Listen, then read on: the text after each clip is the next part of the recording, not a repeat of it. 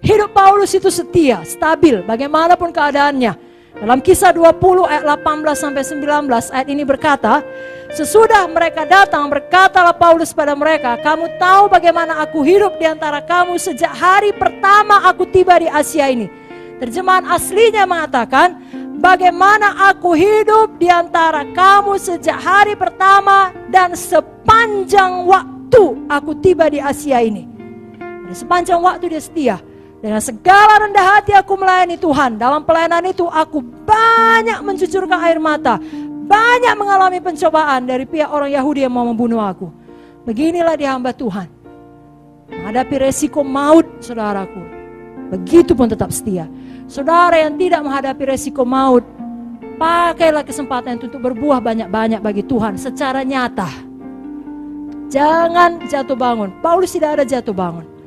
Sama seperti Musa dapat pengalaman semak belukar yang menyala, dia dapat pengalaman jatuh dari kuda, dia ketemu Tuhan, sejak saat itu tidak pernah dia mundur.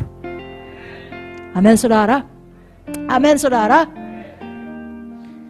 Mari kita miliki Zoe, sifatnya Tuhan, kesetiaannya Tuhan. Tuhan Yesus setia, biarlah kita juga setia.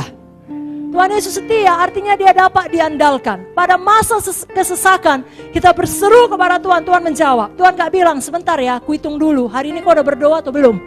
Oh kau belum berdoa, belum baca firman, gak kutolong kau, gak ada gitu. Kapan kita berseru, Tuhan Yesus setia, dia menolong kita, dia dapat diandalkan. Saudaraku, biarlah saudara dapat diandalkan. Amin saudara. 2 Korintus 5 ayat 8-11. Hati kami tabah dan terlebih suka kami beralih dari tubuh ini untuk menetap pada Tuhan. Sebab itu juga kami berusaha, baik kami diam dalam tubuh ini maupun kami diam di luarnya, supaya kami berkenan kepadanya. Sebab kita semua harus menghadap tahta pengadilan Kristus, supaya setiap orang memperoleh apa yang patut diterimanya, sesuai dengan yang dilakukannya dalam hidupnya ini, baik ataupun jahat. Kami tahu apa artinya takut akan Tuhan. Karena itu kami berusaha meyakinkan orang. Bagi Allah hati kami nyata dengan terang. Dan aku harap hati kami nyata juga demikian bagi pertimbangan kamu. Bapak Ibu Saudara, biar Zoe menjadi nyata dalam hidup kita. Hidupnya Yesus jadi nyata dalam hidup kita. Kita tetap setia dalam kekurangan, dalam kelimpahan, dalam kesenangan, dalam persoalan, dalam penderitaan. Filipi 4 ayat 12. Aku tahu apa itu kekurangan, aku tahu apa itu kelimpahan. Dalam segala hal dan dalam segala perkara, tidak ada sesuatu yang merupakan rahasia bagiku. Baik dalam hal kenyang maupun dalam hal kelaparan, baik dalam hal kelimpahan maupun dalam hal kekurangan.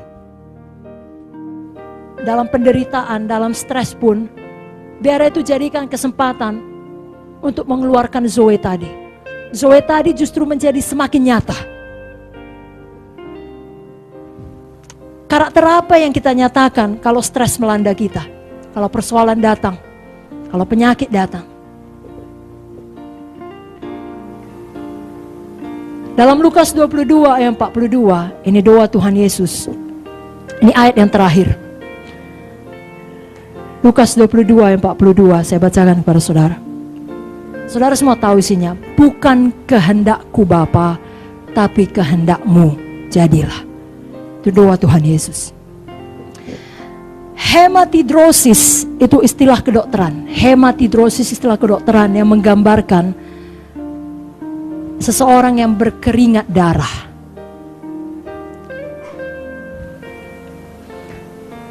Ini sangat jarang terjadi. Ada kita yang sudah pernah keringat darah?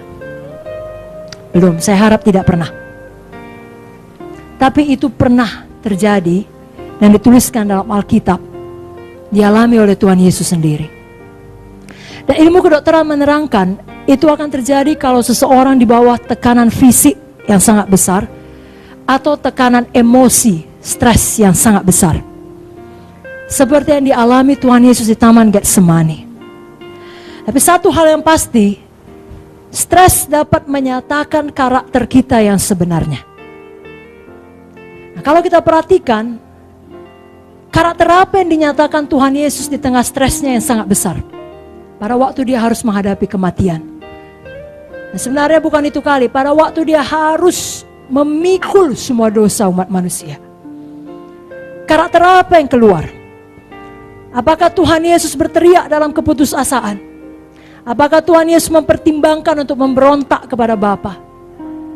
Apakah Tuhan Yesus mau melarikan diri? Ataupun Tuhan Yesus marah kepada Bapa, merasa ini tidak adil ditimpakan kepadanya. Aku tidak berdosa, kenapa aku harus menanggungnya? Tidak. Apa yang dilakukan Tuhan Yesus tengah stres yang besar? Dia berdoa. Lalu dia menyerahkan dirinya kepada kehendak Bapa. Walau untuk itu dia harus membayarnya dengan nyawanya sendiri.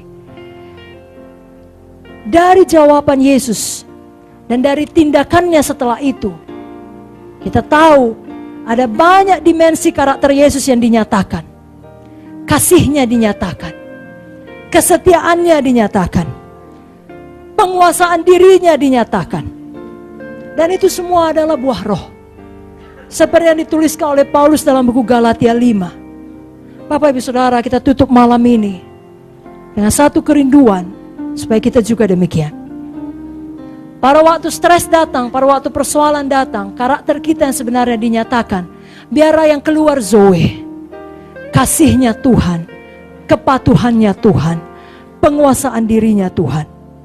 Jangan kalau stres datang yang dinyatakan kehendak daging kita, keluar amarah, keluar percideraan, keluar perselisihan, keluar iri hati, keluar kepentingan diri sendiri. Jangan demikian.